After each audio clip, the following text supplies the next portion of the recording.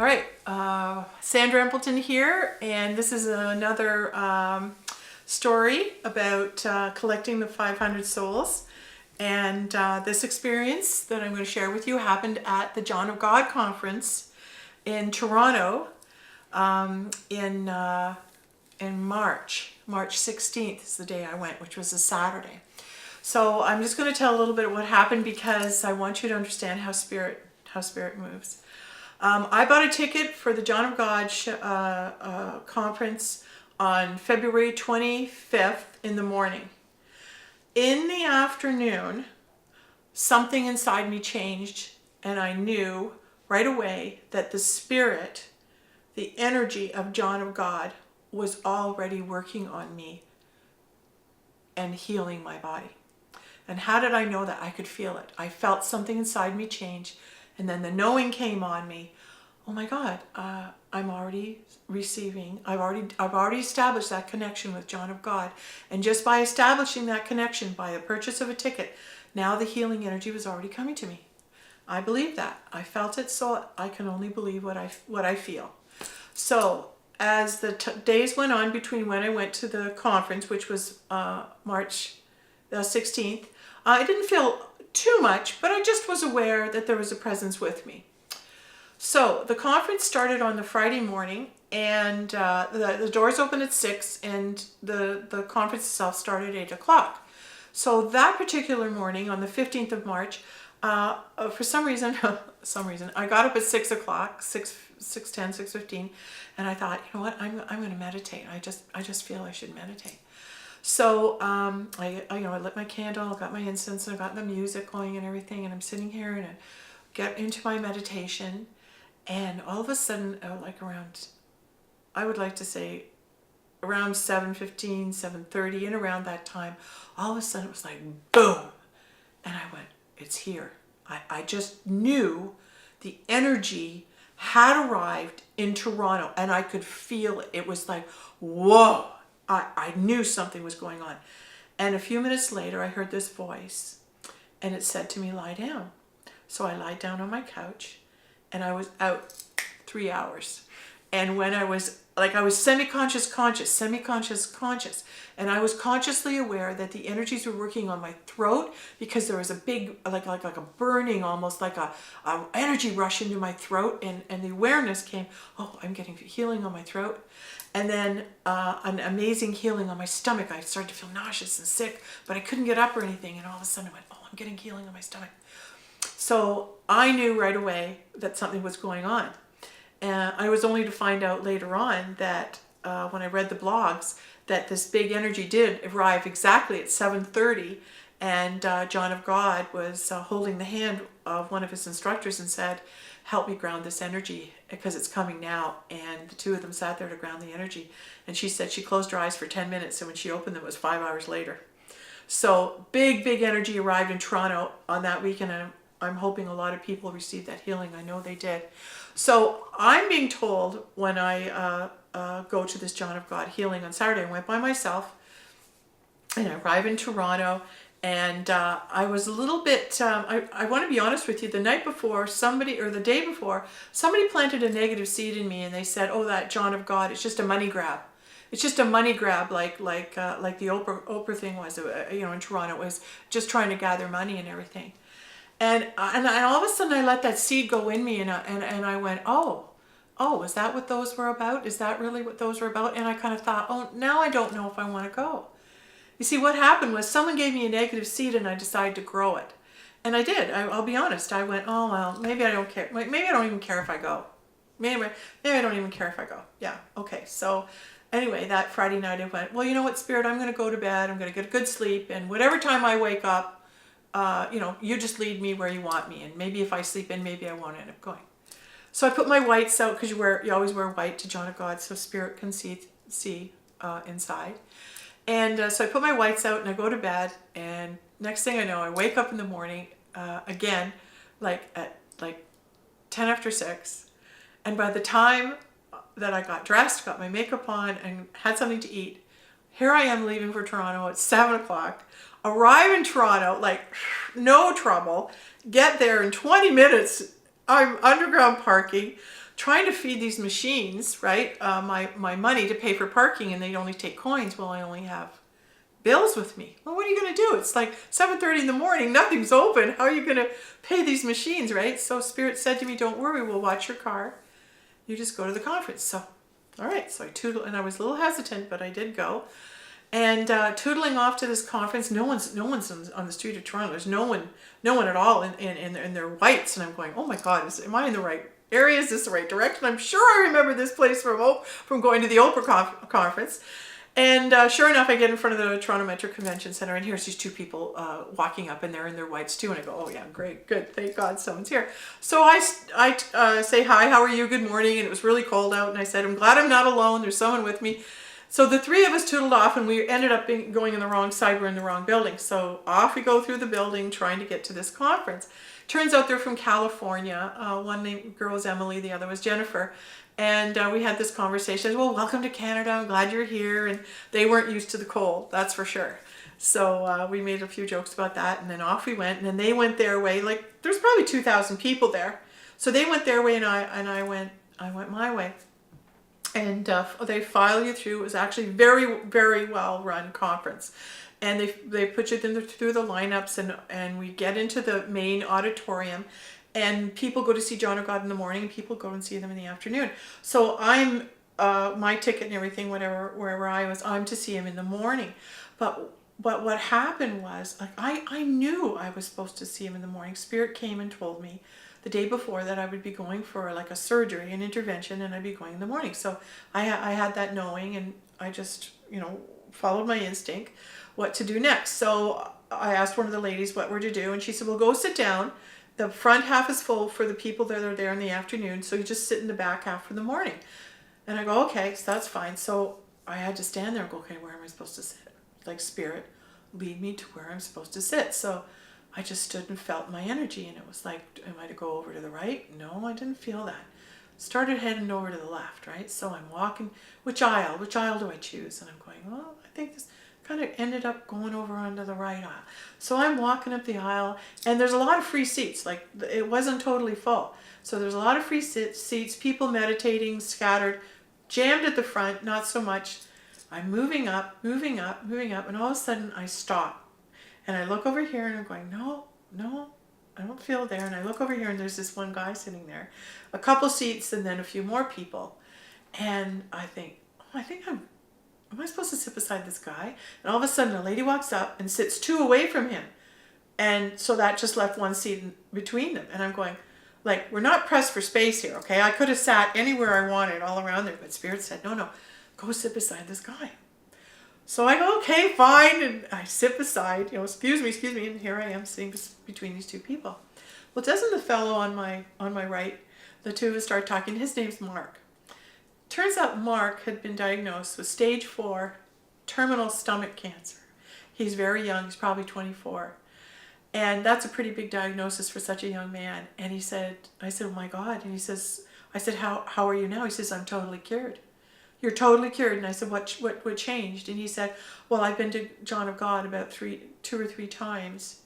And he said, and he's done interventions for me, or 2 or 3 times. And he said, and I just surrendered to the process. In other words, I stopped fighting. I stopped fighting the fact that I was ill. And I surrendered to it. And I just asked God, universe, to send me the healing and the teachers I needed. Next thing he knew, people were coming up and offering him healings for free. His brother's a fireman, and he was standing in front of the fire hall, and Mark was with them, and one man just walked up to them having a conversation and says, oh, does anybody need healing?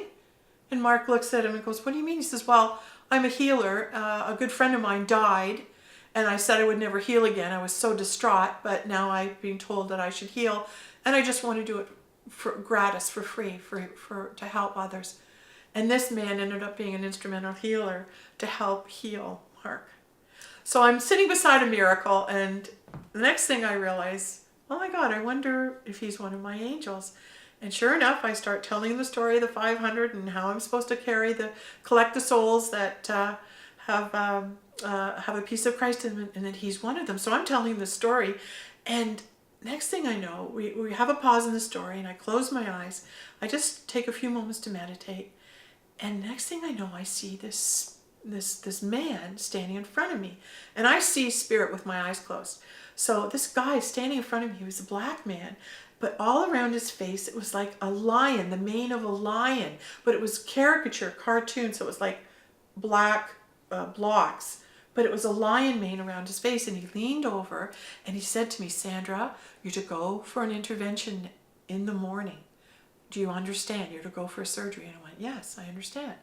So 2 seconds later, they just said, anybody needing a surgery, over to the left-hand side of the auditorium.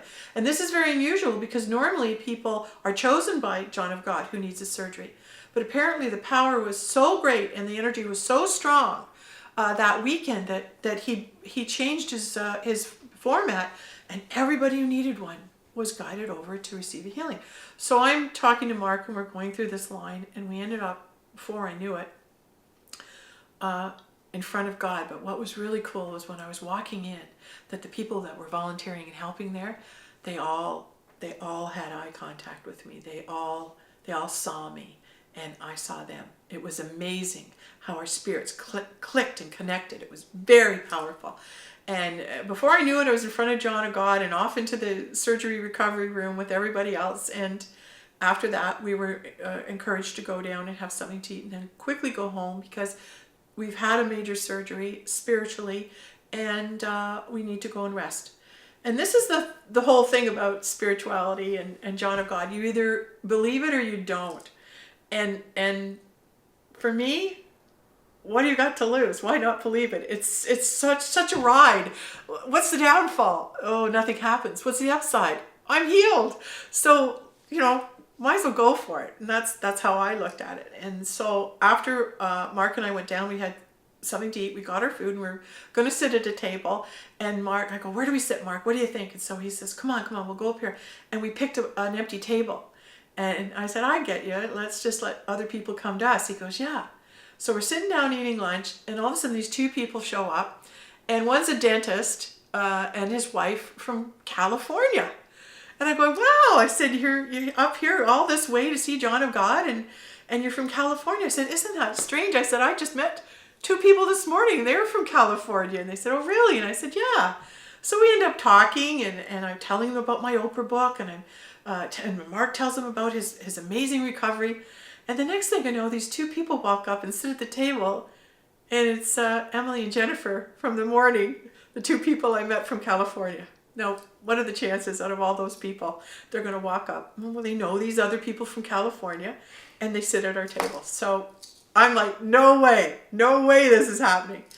And we ended up having lunch and sharing emails and everything. And then we left so I could go put some pictures of my family into this triangle that they have there, that, apparently if you put these pictures here and pray, you feel God, and that God will, through John of God, heal those family members in the pictures. So big lineup to do that. So Mark and I walked up to this lineup, and we're standing there, and I started sharing with him my thought about the water, because you're supposed to drink this water. In Canada, they wouldn't let John of God bring herbs, which is too bad. So what they did was infuse spirit into the water so that you would actually be getting the herbs through drinking this water. And I just said out loud, because I couldn't carry all this water to my car. I just couldn't lift it. And I couldn't get water to all my family members that I had pictures there for. So I just stated out loud that, please God, and work through my family so that anyone who was drinking water at any time over this healing period, that it would be infused with the spirit of John of God, and they would receive the healing they needed. And so it is done in Christ's name. And this lady was listening to me, and she, from behind me, and she pipes up and she says, oh, I can't help but overhearing your conversation. And I said, oh yeah. And she said, I was really interested in what you're saying. What do you do? And I said, well, I'm an author, and I've written this book about Oprah and everything. And she goes, really? And then Mark's standing there, and I look at Mark and I go, well, Mark, you've heard this story. And he says, I'm going to go. I'm going to go lie down now. And I said, okay, great. And I said, I feel like a piece of me is leaving. And off he went. And I ended up talking to this lady who's Cece Conrad. And here's the thing. It was like a beautiful dance where Spirit had guided me to one of my 500, which was Mark. And then Mark handed me off to Cece, and Cece and I end up having this conversation.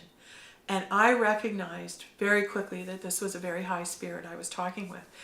And I sat down with her, and we ended up having a conversation, and I told her what God had asked me to do, that I'm to collect these 500 souls that carry the peace of Christ with them. So I ended up telling her my purpose in God, and she looks at me and she says, do you want to know my purpose in God? Of course. I said, yes, of course I do. And she said, I get very vivid dreams. Very vivid dreams. And she said, one time God came to me and he showed me the planet Earth. And on the planet Earth, there were all these points of light. And these lights, between them, there came this grid.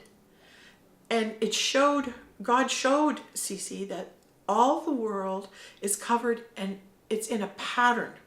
There's a pattern to the world. There's a pattern to the way it sits in the universe.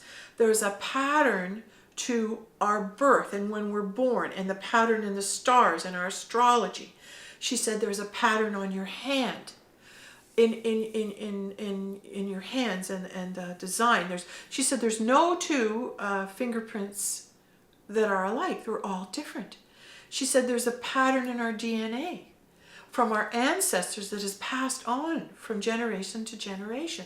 And she said, once you understand that it is all about seeing the patterns in our behavior, in our makeup, in our structure, she said, you'll be able to understand everything. It's all about the patterns. I thought, oh my God, that's so fascinating. And then she said, another dream she has, God came to her and said to her, Cece, I want you to make the peace cross, the cross of peace. I want you to make the peace cross. And she wasn't quite sure. And she says, all right, what do you mean? I'm hearing you. She started dreaming about this. The next thing she knew, she got an idea. Like she started to sit down and draw, and Spirit worked through her and drew this picture of this cross with all this Celtic writing. And there was a dove on the top, at the top of the cross. And she, at the time, was a goldsmith, a jeweler. And she had a goldsmith working for her. So she took these designs and these patterns to her goldsmith, and she said, look, God's asked me to make the peace cross for the world. And she said, and I need you to do the molds so we can make it out of solid gold. And she said, but I want you to do something for me, she said to her goldsmith. She says, before you cast any molds, I want you to pray. And I don't want anything negative going through your mind, or any problems or any anger, or anything negative that you could be experiencing. Let that go when you're working on this, and see it go with grace and ease. Sure enough, she gets a call from a goldsmith, and the goldsmith says, I can't believe it. He said, every mold I made was perfect the first time. I had no mistakes, and that's never happened to me. So here this goldsmith has made now this cross of gold, and it's encrusted with jewels. And Cece gets a message from Spirit that she wants it to go to Ireland, and this was 1999. And in Ireland, they were having great problems and great fighting. And Bill Clinton was instrumental in helping calm the problems and the fighting in Ireland at that time. And she said not many people know that about him, but he really was instrumental. So she felt she wanted this piece of cross to be present at these negotiations. So she told these people that she'd like to donate this gold cross, and they wouldn't accept it because it was a Christian symbol. So they sent it back to her. Oh, darn it, she says, now what am I going to do? And I believe she tried to send it to the St. Peter's Church there, and they too rejected it because they said they couldn't insure it. They couldn't afford to insure it and have it in their church. And then she said she donated it, I believe, to the library. And if I've got this story wrong, I'm sorry, Cece, if it was the library first and then the church. But I think it's this library where it is held now. And people are now journeying to this library. And the actual place where Bill Clinton spoke to begin with is actually where it ended up. So people are now coming and making pilgrimages to see this piece of cross. This cross of peace, it's very powerful. And it was my friend Cece that was guided by God to do this. So she is one of my 500. So at a later time, I know we're going to get together and she'll be able to sign that book too. So I ended up going home. I'd stayed longer than I was supposed to. The reason you're supposed to leave a John of God conference when they tell you is because if you stick around, you keep getting more energy, and all of a sudden I'm like buzzing, and I go home and I'm supposed to rest for 24 hours and I couldn't. I just had so much energy in me. So it took me a day to start to relax, and then over the next number of weeks I had so much healing go on for me. I had spiritual doctors and healers and angels coming into my house every day working on me through John of God. So I just wanted to share this because it was an amazing spiritual experience, and I would encourage and urge anyone who is thinking of seeing John of God, if you're being called to see John of God, go and do that for yourself. After having witnessed it again and having received that healing, there's no question in my mind that he is Christ on earth, that God is imbued him and all the angels around him to heal just like Christ healed. And isn't that a miracle? So for those people who believe that Christ is going to appear, I don't know how he's going to appear. I'm collecting the 500 because I'm being asked to do that. I don't know what will happen. But I truly believe that God's never left us, that the Christ energy's always walked amongst us, and that God just continually is sending it through people to help his children heal. So thank you.